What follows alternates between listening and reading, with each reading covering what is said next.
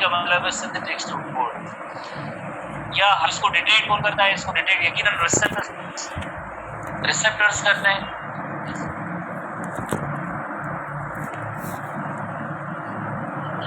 और ऐसे chemo receptors कहाँ होते हैं?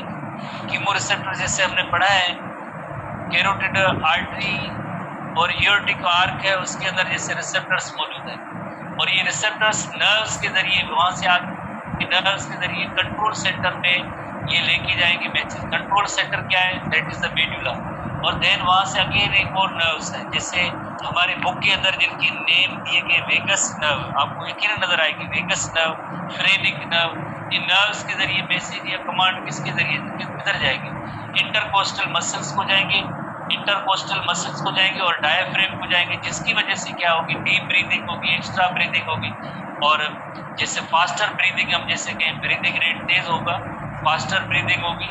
अदरवाइज जैसे ब्रीदिंग का एक नॉर्मल ब्रीदिंग तकरीबन 20 टाइम्स पर मिनट होते हैं, उससे जरा डीप ब्रीदिंग, क्योंकि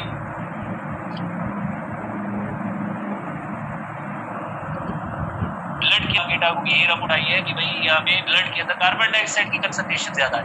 ब्लड के अंदर कार्बन डाइऑक्साइड की कंसंट्रेशन ज्यादा है, उसको आप रिमूव करें, से निकालेंगे फास्टर ब्रीदिंग करने से, डीप ब्रीदिंग करने से। तो इस तरह से जो ये एक फीडबैक मैकेनिज्म होती है, जब फास्टर ब्रीदिंग होगी कार्बन डाइऑक्साइड रिमूव हो जाएगी तो यकीनन रिसेप्टर्स को ये मैसेज भी नहीं है। इस मैकेनिज्म की रेट होता है, इनवॉलंटरी नेचर होता है, ये खुद ब खुद होता है। तो एनटीबी बुक के अंदर थोड़ी सी एडिशनल पॉइंट्स हैं। Normally we are not conscious of our breathing because it is controlled involuntary. हमें पता ही नहीं होता है, हम कॉन्शियस ही नहीं होते हमें कि लाइक हमारी ब्रीदिंग की भी मैकेनिज्म कोई हो नहीं, इसका कोई एहसास तक नहीं होता है जिंदा पर्सन के लिए। Breathing centre located in the medulla of the brain, यकीनन इसका एक ब्रीदिंग सेंटर रेस्पिरेटरी सेंटर किसमें है? ब्रेन के अंदर जो मेडुला पार्ट है, मेडुला ओब्लोंगेटा हाइट ब्रेन का पार्ट है, उसके अंदर मौजूद। इट इज इनवॉलंटरी ब्रीदिंग, उसके अंदर जो है यकीनन इनवॉलंटरी जो मैकेनिज्म ऑटोनॉमस, जिस मेडुला के अंदर centre aids to increase the rate and depth of inspiration and is called inspiratory centre.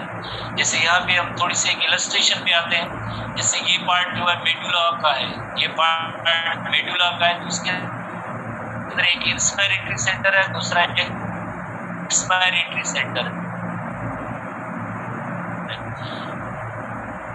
Inspiratory centre, expiratory centre. Inspiratory centre word से जाहिर है इंस्पिरेशन, इसका जो रोल होगा कि depth of inspiration is called inspiratory centre. और जो dorsal part है, dorsal and lateral portion inhibit the inspiration and stimulate expiration, and this regions form the expiratory centre. Names और डिटेल इतनी ज्यादा नहीं है, बट सिंपली यहाँ पे हम ये कहेंगे कि ये जो एक्सपायरेटरी सेंटर है और ये जो है इंस्पिरेटरी सेंटर है, मेडुला पार्ट है, ये ब्रेन की जो इलस्ट्रेशन है, ब्रेन के अंदर जो ये मेडुला सेक्शन है उसके अंदर दो एक इंस्पिरेटरी सेंटर है और दूसरा एक्सपायरेटरी सेंटर। और यही जो है जितने भी मैसेजेस जैसे आते हैं, तो जैसे एक नॉर्मल ब्रीदिंग हो रही है और फास्ट और डीप ब्रीदिंग भी होगी, तो उनका कंट्रोल इसी तरह से होता है। तो अब ये नए टर्म्स हैं जो इससे पहले एसटीबी वगैरह में नहीं है, इंस्पिरेटरी सेंटर और एक्सपायरेटरी सेंटर, ये दो लफ्ज याद करेंगे, ठीक है। The ventral portion of breathing acts to increase the rate and depth of expiration। Ventral portion, ventral जैसे आपको पता है लोअर और बॉटम का जो पोर्शन होता है उसे वेंट्रल कहते हैं। उसे हम कहेंगे इंस्पिरेटरी सेंटर। डार्सल की मीनिंग होती है बैक और अबव साइड पे dorsal, and lateral portion inhibit inspiration को इनहिबिट करेंगे बट स्टिमुलेट एक्सपायरेशन, इसे हम कहते हैं हिलाई की ये जो है रेस्पिरेटरी सेंटर है। थोड़ा सा आगे एनटीबी के कुछ पॉइंट्स हैं, एनटीबी के आगे पॉइंट्स हैं।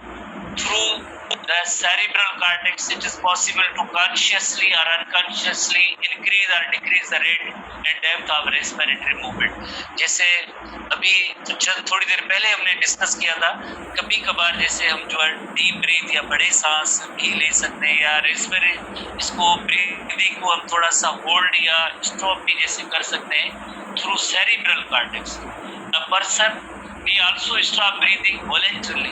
हम अपनी चॉइस से, विल से, विश से जो voluntarily यानी according to our own persons will और विश इसको स्टॉप भी कर सकते हैं.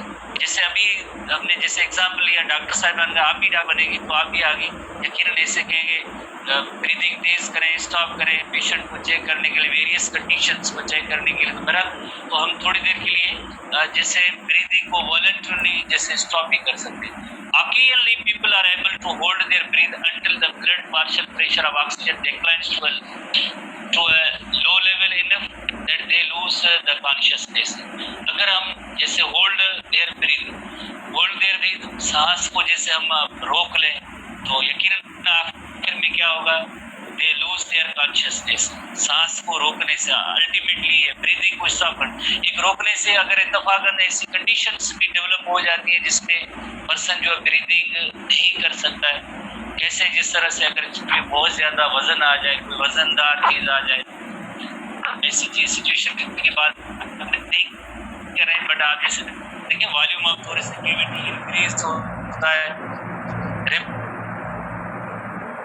मूव्स अपवर्ड एंड आउटवर्ड, तभी इंस्पिरेशन होती है. अगर ये यहाँ पे कोई हम मतलब ब्रीदिंग तो स्टॉप हो सकती है. इसी तरह से किसी रीजन की वजह से ऑक्यूपली डिक्लाइंस टू लो लेवल, तो इस वजह से जो कॉन्शियसनेस खत्म हो जाता है. After consciousness is lost, respiratory centre resumes its normal function to in automatically control respiration. कभी कभार जैसे ऐसे होता है ना, जैसे हम थोड़ी देर के लिए इमेजिन करें, थोड़ी देर के लिए अगर हम ब्रीदिंग अपनी स्टॉप करें तो आप कहेंगे हम अभी तक ब्रीदिंग को स्टॉप करने जा रहे हैं, बट खुद ब खुद जो है एक बड़ा सांस के कमांड या ऑर्डर अंदर की तरफ आते हैं कि बस ठीक है, जब जो आपने बस इतना हुआ, कोई बात बताएंगे after consciousness the respiratory system it's a normal function in automatically controlling center. ये वजन वाली कोई एक कानूनी सिचुएशन हम बता रहे हैं, बट ये यहाँ पे एक फिनोमेना दिया गया है जिसकी वजह से आप जैसे ये कह रहे हैं कि जैसे ब्रीदिंग को थोड़ी देर के लिए अगर स्टॉप भी करें तो थोड़ी देर के बाद जो खुद ब खुद रिज्यूम होगी, खुद ब खुद रिज्यूम. ठीक है, respiration its normal function controlling respiration. इसी तरह से emotions acting through the limbic system, और you know very well brain के अंदर एक लिम्बिक सिस्टम है, उसकी कंपोनेंट्स भी आपको याद हैं. तो ये limbic system is concern with emotions too. Emotions acting through limbic system. Limbic system brain का पार्ट है. जिन्होंने नहीं पढ़ा है तो of the brain can also affect the respiratory system. जैसे फियर है, एंगर है, ऐसे सांस जैसे लेते रहते हम देखते रहते हैं हमारे सिचुएशन में, तो ये emotions acting through the limbic system of the brain can also affect the respiratory centre. वो देन रेस्पिरेटरी सेंटर को कमांड या ऑर्डर इस तरह से देंगे, देन जो है क्या होगा, एक फास्टर और डीप ब्रीदिंग हो सकती है. किसके जरिए? इमोशंस को कंट्रोल करते हैं लिम्बिक सिस्टम, और लिम्बिक सिस्टम के बाद यकीनन जैसे ट्यूला ऑब्लांगेटा के अंदर ही सेंटर होते हैं ना, वही अल्टीमेटली तो वही जैसे ब्रीदिंग को कंट्रोल करते हैं ना.